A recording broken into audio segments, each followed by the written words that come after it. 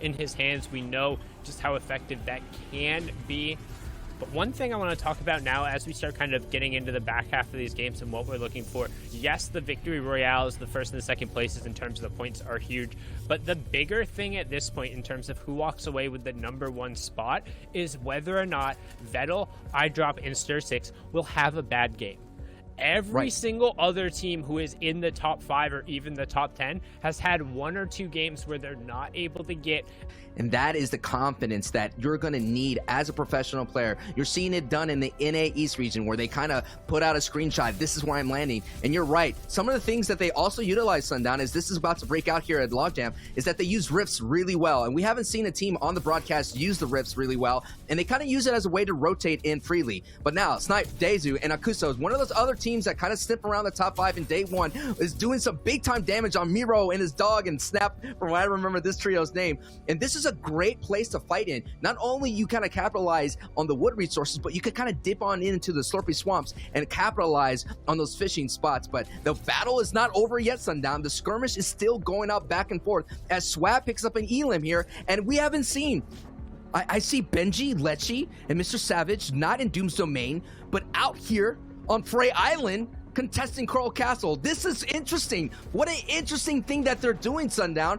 I'm assuming that they're realizing that it's not worth contesting Doom's domain because of, look at the output, the results. It's too inconsistent. One game you're hot and the other you're cold. I know Katy Perry must be calling me all of a sudden, but that's what comes to mind when you're landing at Doom's domain in Stark's Industry. But I mean, if we're talking about one way to describe Lechi, Benji, and Savage's gameplay recently, it's been a lot of yes and no, and I'm sure they feel like a paper bag floating through the wind, particularly when they're not getting those initial drops that they need. What's actually happening in this situation is they're going off of the start, and if they recognize they don't have the low drops at Doom, they're saying, hey, we've fought this without the first drop and without the 50-50 advantage enough times to know we...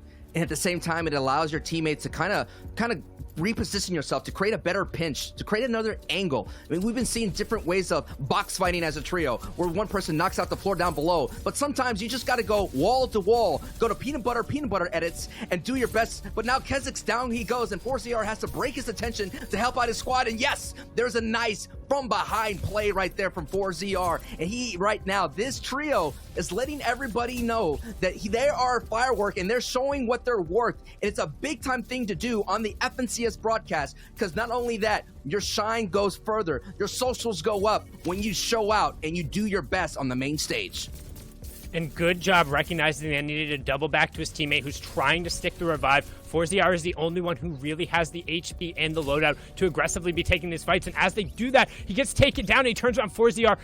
You need these because you get those abilities to avoid the Storm Swords later on. And not only that, you get in those Elim points. And those Elim points are going to be a huge difference going forward. Because again, only the top 15 progress here today.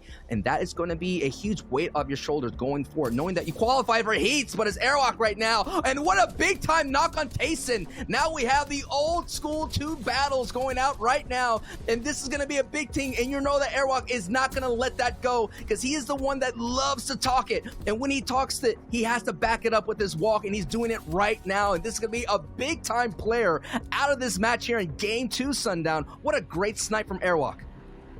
Yeah, and the headshot snipes giveth, and the headshot snipes taketh away. Tayson hitting the huge one that enabled them to have the high ground advantage there, but getting caught by a quick little reaction shot there from Vitality's Airwalks, and then they're able to convert on it. You saw they tried to get Tayson's body out and away.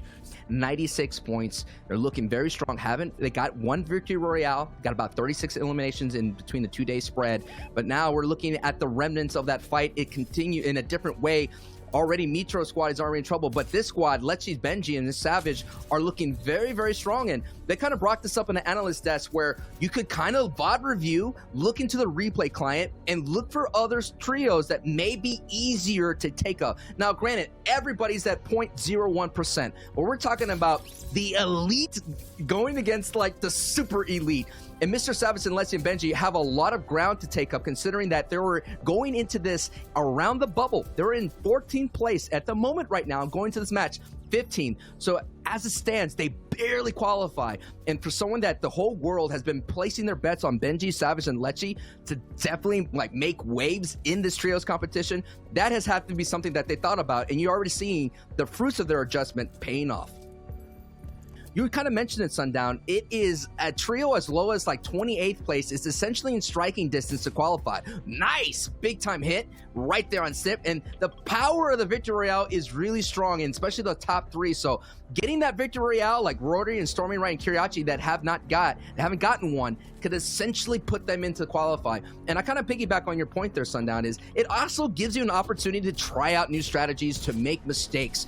And it's probably a common mistake I say is like, yo man, I meant to lose this one. Get the L's out the way because we got to make rooms for the dubs. So that is what you could do going into the following weeks. But we all know the strength of Kiriachi. He was a new addition to Rotary and Stormy, kind of replacing Toos, and that was a very strong trio in itself. But it's going to be interesting to see how this change in the roster works out for this trio going forward.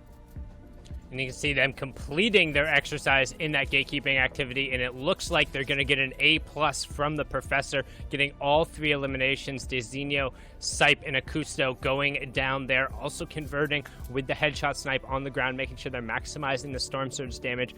We kind of have to beg them to take a fight sometimes, but right now, Nate begging to try and get a conversion onto this. A great snipe going on to Kiriachi, and again, we talk about it, the headshot snipe giveth, and the headshot snipe taketh away. This time, the karma a little bit more instant, but Stormy Right now going box to box here and showing the strength of that epic pump back to back 200 amplify, eats one, eats the other. Stormy Right goes down, Rotary gets the conversion, but the siphon unfortunately not going to come through. It's going to be wasted since Stormy Right was on the ground. He's going to try and get those pickups right away as the Storm is holding them on the edge, but a brilliantly done play by Stormy Right to kind of salvage it there, but they shouldn't have ever been put in that situation. You can't really afford to get sniped when you're that far away from the zone. You need to be covering yourself with ramp, and it's going to force them to burn a lot of utility that hopefully the eliminations they just got will be able to replenish.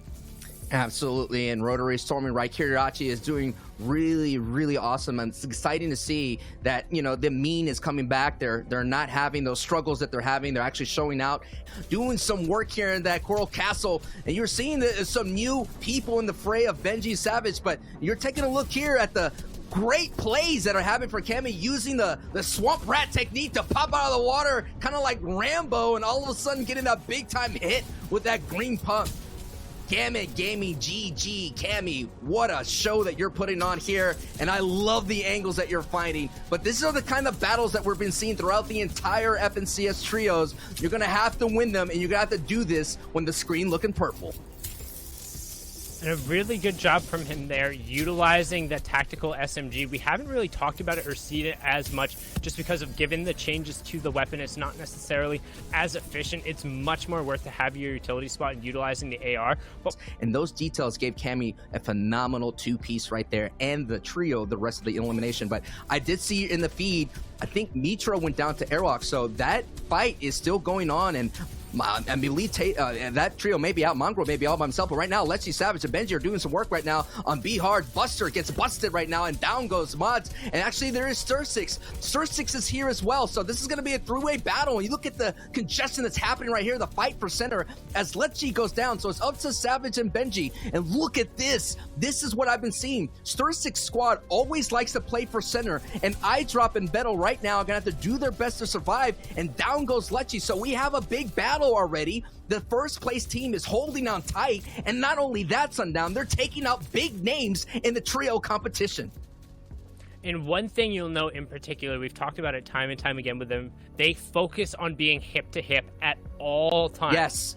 That's a big thing, and you'll notice in trios that it just so happens that the person who happens to go down in trios who are all going to be hugging and rotating next to each other. We've seen become legends, as well as our top trio of Vettel, iDrop, and Stir6, all being pretty much the top of class when it comes to staying hip to hip and rotating together, which is so key in these late game situations. It might not enable you for the most opportunity to get eliminations, as we see Benji and Savage able to convert on a pair, but right now OT Exponential, aka Hardfind, able to find one. That was Cammy, the Dolphin from earlier, and Exponential goes down. He's able to get the knock onto Artur, goes down to 1 HP, but then Rasco ends up picking him up and getting the conversion onto him.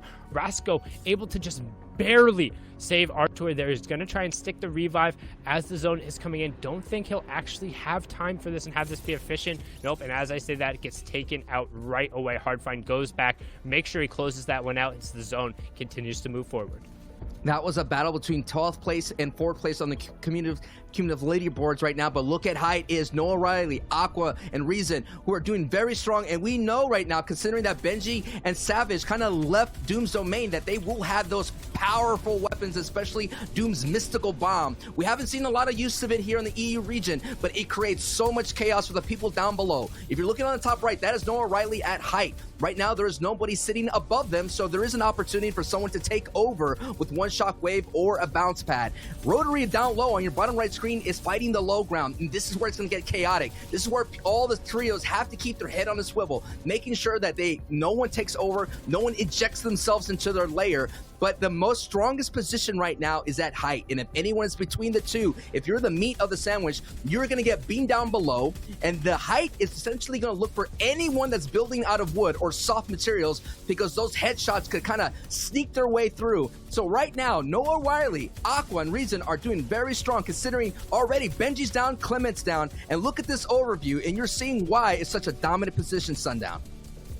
Yeah, though the only thing that kind of scares me is the fact that they only have single tarps. There's one connection relatively far back, so if somebody does decide to go, they could be a little bit under threat. However, Noah Riley is sitting on the extra shockwave, and with the build circling mostly back over that single tarp, they should be relatively uncontested. This is their match to win unless they mess up the execute on the drop down. However, right now you have Rotary trying to do it all in the bottom right-hand corner. The French trio, we talked about them putting a stamp on the game. It's been a chaotic one for them so far, but 11 eliminations, make it 12, make it 13 even. Nope, just 12. Not quite able to get the conversion on the next one yet, but top 4 from them. Rotary's in your bottom right, Noah Riley in the top right with the high ground control. That's Dooms with Aqua and Rezone as well, trying to work on the bottom. You can see Nate, 4ZR finally going down. Kiriachi will get knocked as well, so it's largely going to be on the back of Rotary. And can he make these plays on the low ground just with all of the pressure? Let's keep an eye on him and see what he's able to do. Stormy right, Steel with him as well as we get into our top 3.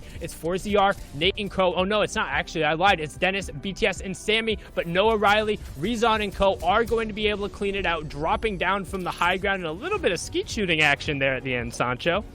Holding on, but here we go. In second place, Kezix, 4ZR, and Nate. Reese, your trio prediction, still holding on as well. Yeah, you have to be scared of Flick, Thomas Ashi, and Anas as well. These guys have only really held their spot or gone up, which means 5th is what they're declaring is their space to control, and they're shooting now up towards 1st.